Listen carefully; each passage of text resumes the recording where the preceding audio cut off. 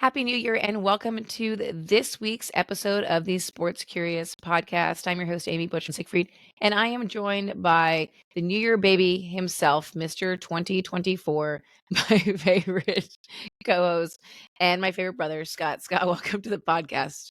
Thank you for having me. I would say 2024 is the year of last night's game. I love this. I'm here for it. And we have some big That's stuff my coming up. resolution. I'm here for this. We've got a big stuff coming up ahead of the Super Bowl. For those of you who have not heard this yet, we are hosting a day in the life of an NFL player football camp for women alongside the first NFL coach who happens to be a female, Dr. Jen Welter. And so we are really excited about that. That's happening in Vegas ahead of the Vegas Super Bowl Thursday, the 8th? Sorry, I just screwed that up. I probably should have that 8th. So pretty exciting. Lots of great things happening there. So look forward to that. If you want more, obviously, head over to jenwelter.com. But anyways, we're not here to talk about that. We are, but we're not. We are here to talk about really pregame rituals, different ways to incorporate the world of sports into your 2024. Everyone has a fitness goal. They set different resolutions for the new year. And I feel like it's something like 75% of people who sign up for gym memberships in January are not going by mid-February. But maybe we have some ideas here of what some of our favorite athletes do that you might be able to incorporate into your daily routine. Yeah, the numbers of resolutions that get broken probably by the time this podcast come out are astounding. So hopefully we can give you some suggestions to maybe start a week late or get your second wind on your resolutions with some of these athletes' rituals and fitness and mental health. And we also have some weird ones, which we hope you don't try. Yeah. Or if you do, let us know because this is interesting. So we're going to talk a little bit about, to give you a path of our podcast today, talk a bit about dry January, because obviously that is a hot topic right now. Some great pregame rituals that athletes do that you can do pre and post. And then we're going to wrap us up with some weird rituals that some athletes do that you may or may not want to give a go.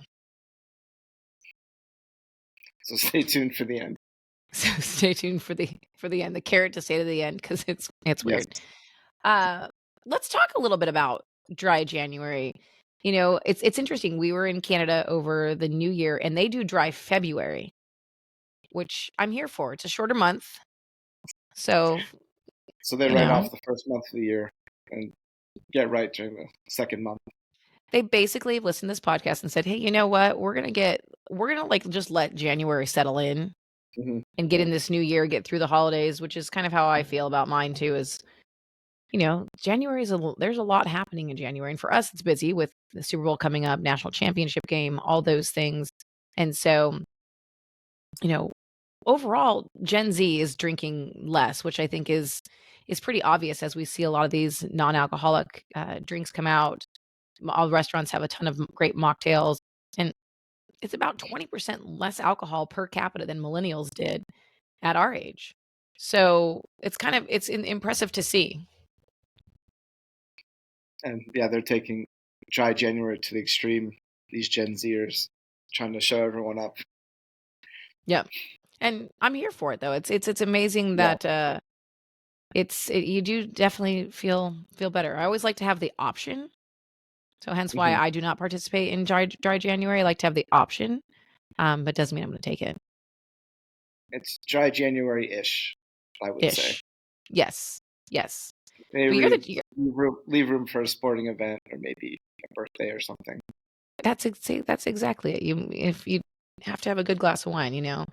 It's really interesting. You put this in our show notes that J.J. Watt, who was the former Arizona Cardinals NFL player, that he's invested in Athletic Brewing Company, non-alcoholic beer. But he's also one of many athletes who've invested in this Athletic Brewing Company. Is that where the name came from? I mean, it has to be, right? They've got some big names like former NFL player Justin Tuck, Lance Armstrong. So it Mm. must be good if he's in on it. I don't know if there's any extra ingredients that he adds from his repertoire. Little enhancements. And there's some chef, like super chef David Chang. I mean, it's the numbers that their sales are amazing. What they're doing with the amount of increase they've seen over the years. So obviously, these athletes recognize a big trend. Now and I don't drink beer, so but I feel like Athletic Brewing Company is all non-alcoholic, right? Yes, I believe so. I don't drink beer either, so but Well, non-alcoholic beer, maybe we have to get into it. maybe we'd be here for this. And Yes, wasn't it Troy Aikman who just came out with a beer? He has a beer company too, right? yeah, he does. I don't can't remember the name. I think it's 8 something with Mhm. his number, and it's like really it's gluten free and organic. I think. Oh, well, there you go. Now we're talking if you want a cold one.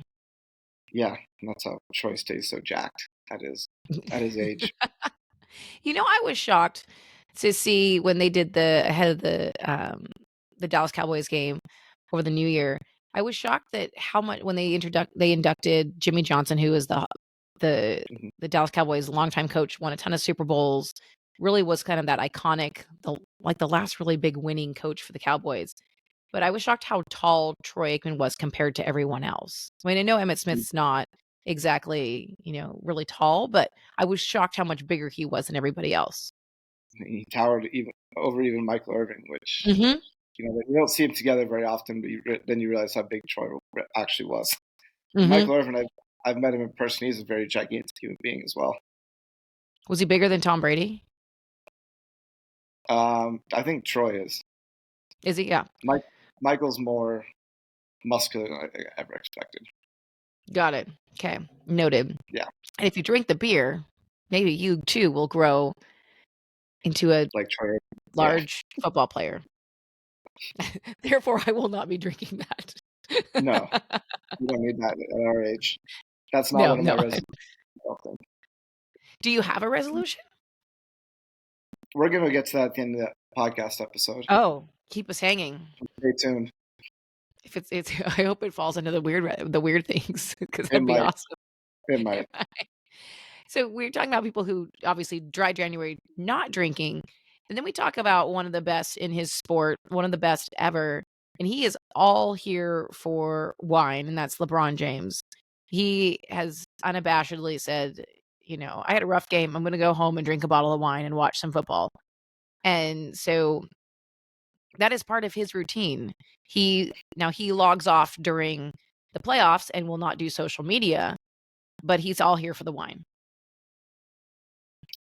Dry January is good for some people, and then if you're 39-year-old LeBron James, who's still one of the best players in the league, the highest scoring player ever in the league, you can drink wine every night. A lot of antioxidants, Mhm. I believe, and I'm sure some other health benefits that we can make up. Yep. I mean, those sulfates that give you a headache, they must be his superpower. Ooh, that's a good point. Mm.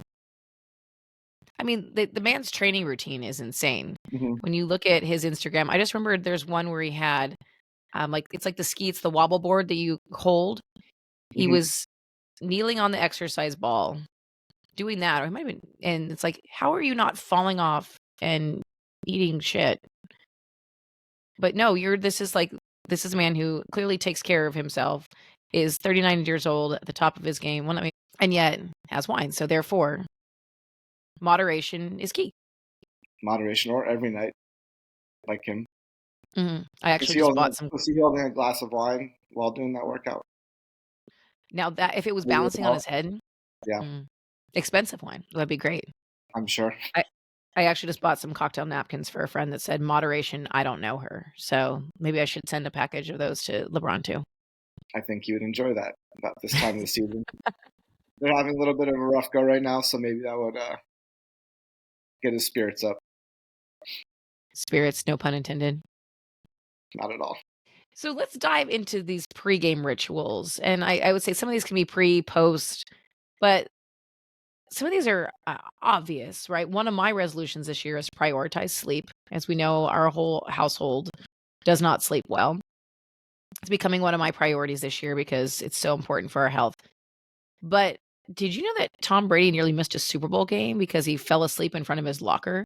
I mean, imagine Super Bowl, right? You're so hyped. There's so much nervous energy, and you Mhm. fall asleep. That's certainly prioritizing sleep. I can barely fall asleep at night knowing if I have to go to the gym in the morning. So, Yeah, let alone playing a let alone the game. Super Bowl. Yeah, let alone like just win a Super Bowl in 20 minutes. No big deal. So that seems like certainly something to emulate in 2024. Well, it's Falling worked for asleep. him. It Maybe we has. need to find out how much LeBron sleeps, and we can, get the idea of maybe that's the key. Is it a sleep or is it a wine nap? What would you put it under? A wine-induced nap? Yeah. That's what happens. And do you have any tips on how you're going to sleep more? Because I've pretty much utilized every tip in the world. It's never worked. Well, Wine?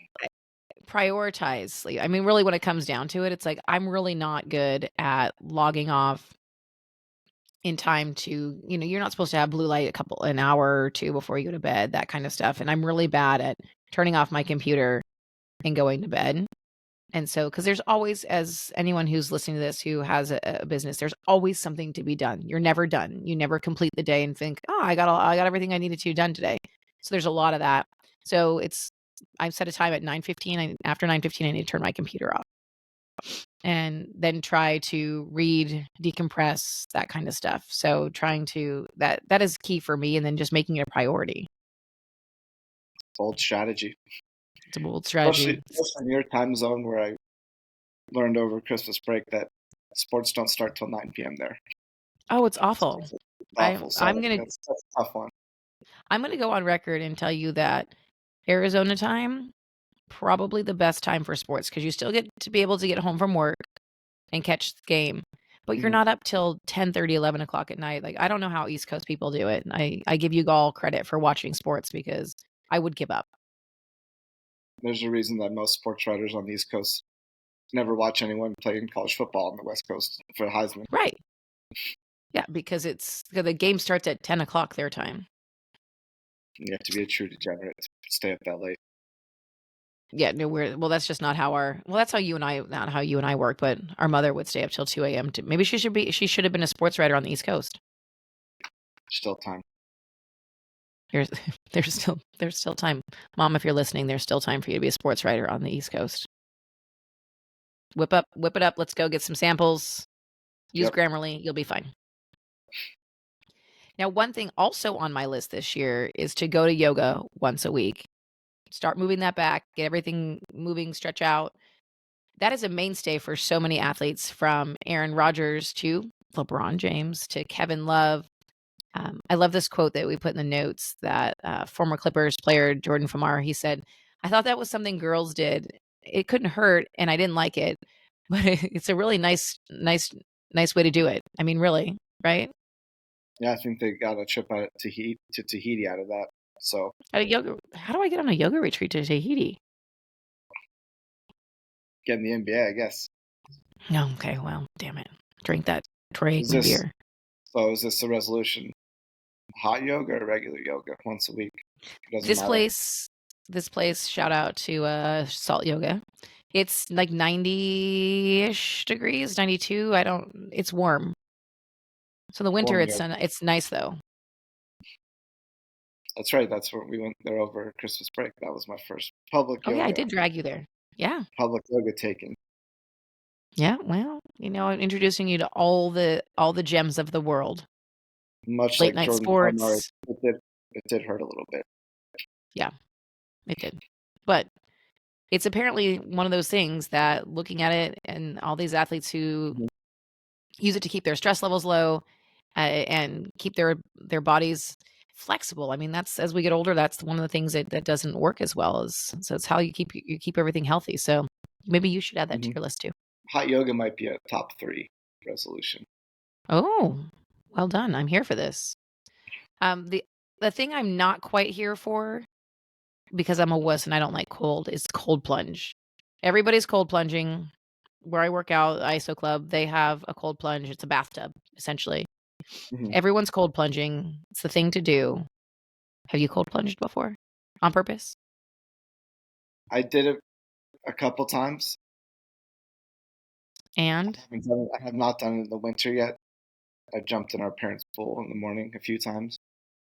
how'd that feel? It definitely works, Yeah? but Like more it is energy type of thing? obviously just shocks the body to wake up immediately because you're freezing. So yeah, I do think it works. It's just hard to get it consistently. Yeah. So I think you have to have someone maybe there to push you in the pool, perhaps, or push you in the tub. Well, it's like one of those things, though. I think once you do it, that recovery, like Hmm. recovery from workouts, and I see people who go to the gym with me that do their cold plunge before they do their weight routines and things like that, and they're better at it. And they'll tell you they were better at it because they've done this cold plunge. And it's so interesting that it's one of those, like you said, it's hard to be consistent, but Yeah. people, once I think you get in the high of it, right, and you realize how much better you feel. I was listening to a podcast, the Goop podcast, a couple, I don't know, it was probably a year ago. And Gwyneth Paltrow was talking about how her husband does it every day because it helps his back. And I was like, oh, interesting. Like, these are things that apparently it changes the nervous system and it helps the way for what helps his back. And I was like, huh, never thought about that. I just thought about like the wake Hmm. up side of things. I'm sure there's a lot of benefits. You just have to have some accountability buddy to push you in. Yeah. Okay. And I Well, don't want to that's I don't not want to going to give be him me. too much. Don't want to give him too much credit, but I think Warriors Klay Thompson might have been like the first one to really start this. He's been doing it since like 2018. Oh, really? Jumping in like freezing cold pool or in the bay in the ocean. So Oh, that's he's bold. doing okay. He's had an okay career. So Do you think that maybe he could get Draymond Green to go jump in with him and that would make him less angry? I don't know if that's part of his recovery program, but it probably should be. Maybe freeze some of the anger out of him. Well, I mean, when you get suspended enough times, Hmm. anything's possible. All right, Okay, let's follow up on the NBA with that one. follow up on that one. Can you add that to the list? Okay. And Yes. I need you to report back. Can we get a cold plunge video or something? Because you are the cooler So, co-founder, because you do all the cool things. So if you could do you want get us a do you want a cold cold plunge. plunge video of me Yeah. Maybe in a that's your wetsuit? accountability. I'm going to keep you accountable via video. In a wetsuit. Well, that's defeats the purpose. We might get. I'll Cannonball. give you one. I will guarantee you one by the end of January. Okay. I'll make a That's deal. my I'll New do one Year's by the end of resolution. January too. Okay, Deal? that's a resolution. Okay. You heard it here first. Now let's dive into, because we've kept the good people waiting. We have a few minutes before we wrap up. Let's talk about Mhm. the weird ones. Let's start with, since we started with dry January, let's start with someone, Amari Stoudemire, who used to play for the Phoenix Suns. He was known for taking a bath in red wine, not drinking it, but taking a bath in it for recovery purposes. It seems like a very expensive recovery option. I was thinking the same thing. Is it Also, like? who cleans the bathtub? Do you think it's Franzia, like the box wine? So there's more of the gallon of wine, Yeah, the Carlos Rossi. the classy stuff. Well, I mean, if you're gonna have to fill a whole bathtub, Yeah. I want. Yeah, you should probably definitely do this one. should I try this one? Maybe I can find some bath salts from made from wine or something instead. Okay. I mean, yeah, it must work if you did it. Yeah, this is a true statement. Give me one of your other more interesting rituals I'm not that sure if you've heard this is of. not necessarily a good resolution, but it may help your hands if you work with your hands a lot, maybe on a farm or a mechanic shop. Former baseball players like Moises Alou and Jorge Posada, who was a catcher, like to they peed on their hands to make them tougher. To make them tougher? Yes, Huh. to Well, they prevent must have not like. been very hydrated I think then. I don't think Moises Alou wore batting gloves, and Jorge Posado's a catcher, so I think apparently it works, prevents blisters, things like that. So Interesting. if you want to pee on your This is hands, something you do. I know I'm you gonna type a lot, I so do type a lot, but I'm gonna let this one just slide. I'll save that for jellyfish stings. okay. Well, if you get blisters from typing, Well, I mean, those calluses, I'll just figure it out. it's your loss. It's my How do you loss. think my hands? How do you think my hands have remained so calloused through all these days? Well, I mean, I just thought it was just genetics, but apparently it's not. It's So one player we can talk about who has just a bunch of he's a little bit interesting, has definitely had conversations. Kyrie Irving, who is an NBA player, he has been known for coming out to say that the world is flat, and he definitely has some interesting theories on life. But he is known for smudging the court, the basketball court, before every game to clear the energy. And if you don't know what smudging is, it's burning of sage, and it's supposed to release the bad energy. Um, and he's been known for doing that before games. And I can't imagine that being a visiting team, they really love that. But what do I know? I don't necessarily think that he cares. No, it's a true Have you done it statement. before? I have some sage? Have you The smudged? the funny part, I have not. The funny part is when COVID was in its height and was in school getting doing my MBA program, someone had found out during class that they had tested positive for COVID, and like everyone was freaking out because it was right in the beginning. And one of the people smudged the classroom. I thought, I'm not sure that sage Did is going to anybody else combat get sick? COVID, but what's that? Did anybody else get sick? No. So maybe it was the sage. Maybe it was the sage. What do I know? I mean, I believe in essential oils, so I mean, there's that. Yeah, you're one step away from smudging from, every. from smudging my Mhm. computer every morning. It's a gateway drug. Yes, Essential oils. Watch out, Young Living. They're coming for you. Okay. Well, as we wrap up, I want to hear this New Year's resolution that you promised me. Besides the one cold plunge in January. I think that was it.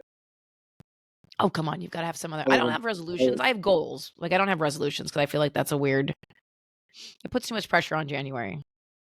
my resolution is to take a nap every day. I like this resolution. I'm here for this. I can't prioritize sleep because I know it's impossible. So I will prioritize napping. Okay. I mean, one could argue if you take your nap too late, that's why you're not sleeping. One could argue that, but One could. Tom Brady can nap before the Super Bowl. I can nap during lunch. I love it. One that I always have every year is to learn a new skill. So I don't know what that skill is going to be this year. I'm not sure what it was last year. But it's there. I'm sure it was something. I don't know. I got better at things at the gym, so I suppose it's maybe not a skill, but I got stronger. So I feel like that's maybe a skill. But I've got to work on that for this year. I keep saying I'm going to take up golf, but I also have to commit the time to take up golf. Yeah, I kind of feel the same way about golf. Yeah. Golf, you're a cool sport, but you take up a lot of time. You do. Yeah. So, well, thanks for joining me. I hope that 2024 is off to a great start for you and everyone who is listening. We will be here all year, keeping you in the know in the world of sports, because the fun part about sports is you don't have to know a lot about sports to join the conversation. We talked very little about sports today, but it's a great way to lead into it and have a conversation. If that's not something you're into and you don't want to watch the game, you don't want to know all the stats, there's great ways to talk about sports and not actually talk about what's happening on the field. So we are here for you every Monday, Wednesday, and Friday on our podcast, and on Wednesday morning in your inbox. So check us out at lastnightsgame.com, and Happy New Year to all of you. Happy New Year.